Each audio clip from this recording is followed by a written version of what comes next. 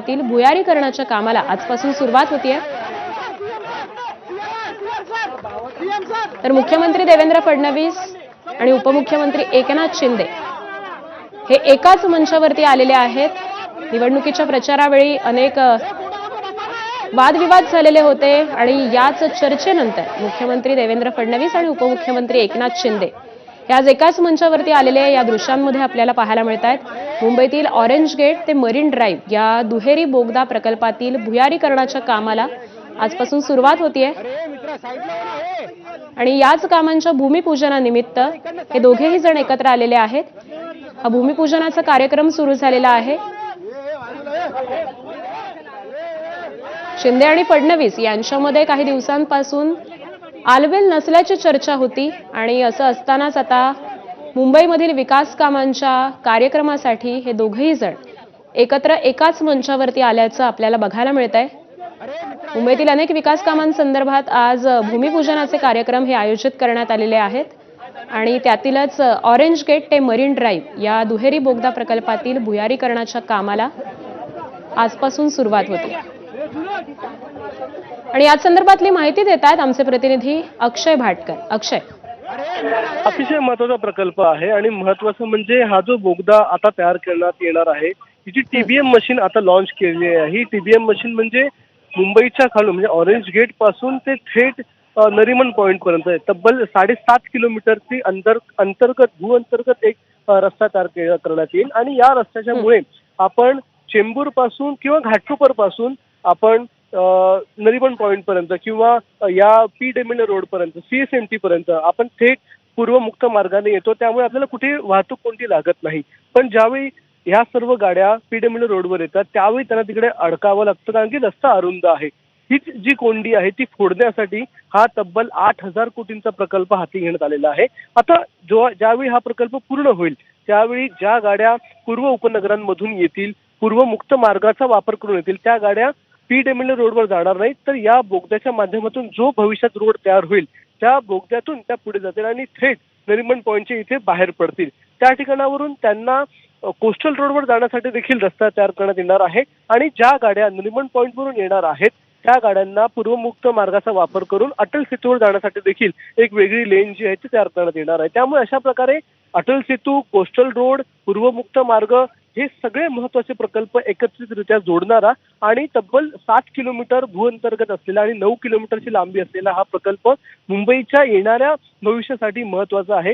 हा प्रकल्पाच्या सुरुवात जी आहे म्हणजे आज टीबीएमचं लॉन्चिंग झालेलं आहे। त्यानंतर ही टीबीएम आता हळूहळू बोगदा खणत पुढे जाणार आहे नरिमन पॉइंटच्या दिशेने सुरू केलेला आहे आणि जी टीबीएम आहे ती आपण लॉन्च केलेली आहे। आपल्याला कल्पना आहे की जो आपला ईस्टर्न फ्रीवे आहे या फ्रीवेवरनं आल्यानंतर नागरिकांना खूप फिरून जावं लागत होतं आणि विशेषतः सर्वाधिक ट्रॅफिक जॅम म्हणजे लोक ईस्टर्न सबर्बवरनं 20-25 मिनिटात अर्धा तास यायचे आणि त्यानंतर अर्धा पाऊण तास लोकांना अजून ट्रॅफिकचा सामना करावा लागत होता।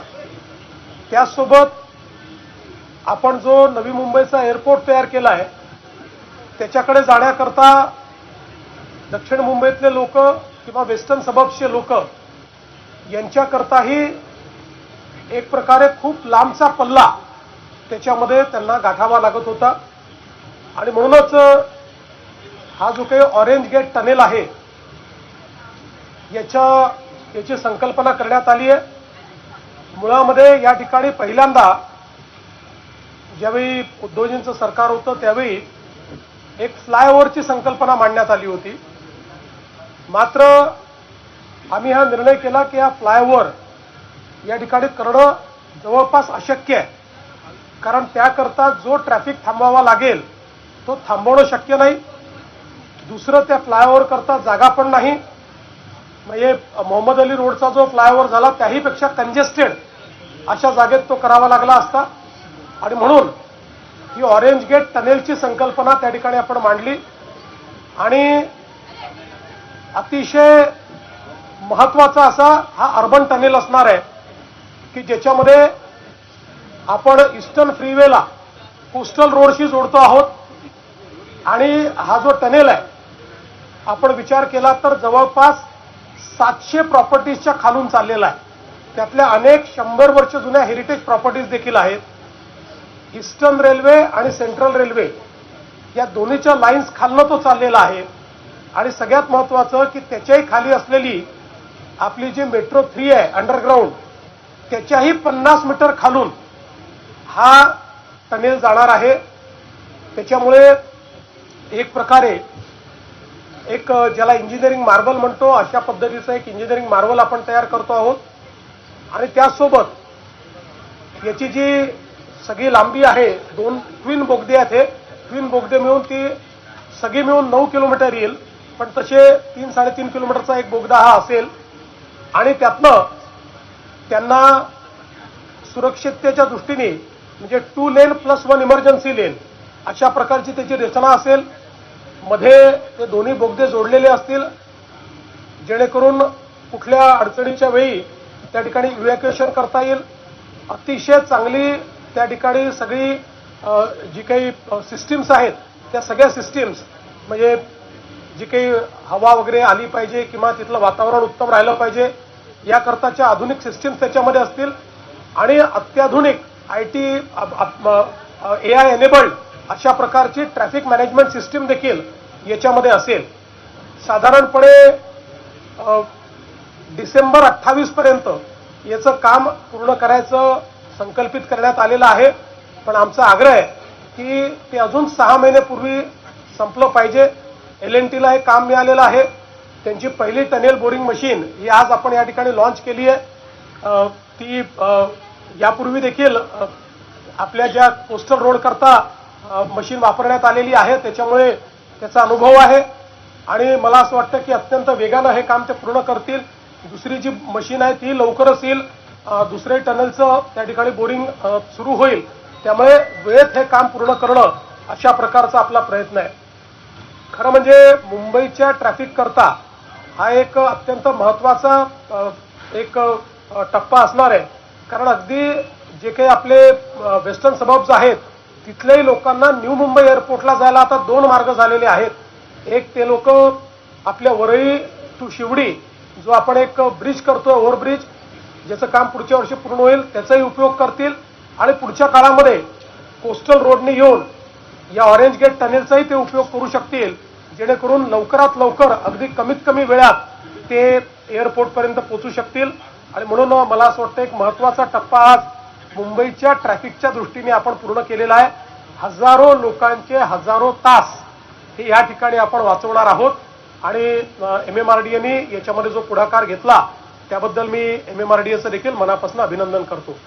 आज हम लोगों ने ऑरेंज गेट टनेल इसका जो टनेल बोरिंग मशीन है उसका लॉन्च किया हुआ है. हम सभी लोग जानते हैं कि मुंबई में ईस्टर्न फ्रीवे से जब व्यक्ति आता है तो आने के बाद उसको CSTM से छत्रपति शिवाजी महाराज टर्मिनस से लेकर पूरा घूमकर जाना पड़ता है. बहुत ज़्यादा ट्रैफिक जाम होता है. किसी को अगर दक्षिण मुंबई से एयरपोर्ट जाना है न्यू मुंबई एयरपोर्ट जाना है तो भी काफ़ी घूम के जाना पड़ता है. किसी को वेस्टर्न सबब से जाना है तब भी कई अड़चने हैं. इसके मद्देनज़र ये तय किया गया कि जो हमारा ईस्टर्न फ्रीवे है उसको कोस्टल रोड से जोड़ने के लिए एक टनेल तैयार किया जाए. ये जो टनेल है एक इंजीनियरिंग मार्वल है. करीब 2 टनेल मिलाकर ये 9 किलोमीटर का होगा लेकिन सिंगल स्पैन 3 किलोमीटर का होगा. और इस टनेल में ये करीब 700 प्रॉपर्टीज के नीचे से जा रहा है. कई प्रॉपर्टीज उसमें की हेरिटेज प्रॉपर्टीज है.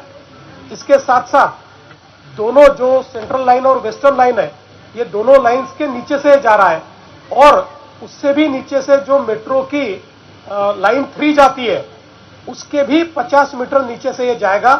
तो एक प्रकार से अर्बन टनेल्स का ये एक इंजीनियरिंग मार्वल हम लोग तैयार कर रहे हैं. ये दिसंबर 2028 तक पूरा होगा लेकिन हमारा प्रयास है कि 6 महीने पहले इसको किस प्रकार से समाप्त किया जाए. L&T ने ये काम लिया हुआ है. इससे पहले L&T ने इसी प्रकार से जो हमारा कोस्टल रोड है उसका भी टनल तैयार किया हुआ है और सेम टाटा है तो उनको एक बड़ा अनुभव भी है. अभी दूसरी भी मशीन जल्दी ही लॉन्च होगी और मैं ऐसा मानता हूं कि इसके कारण वेस्टर्न सबर्ब्स के लोगों को भी अगर न्यू मुंबई एयरपोर्ट जाना है तो वर्ली शिवड़ी एक हम लोगों ने एलिवेटेड रोड दिया हुआ है और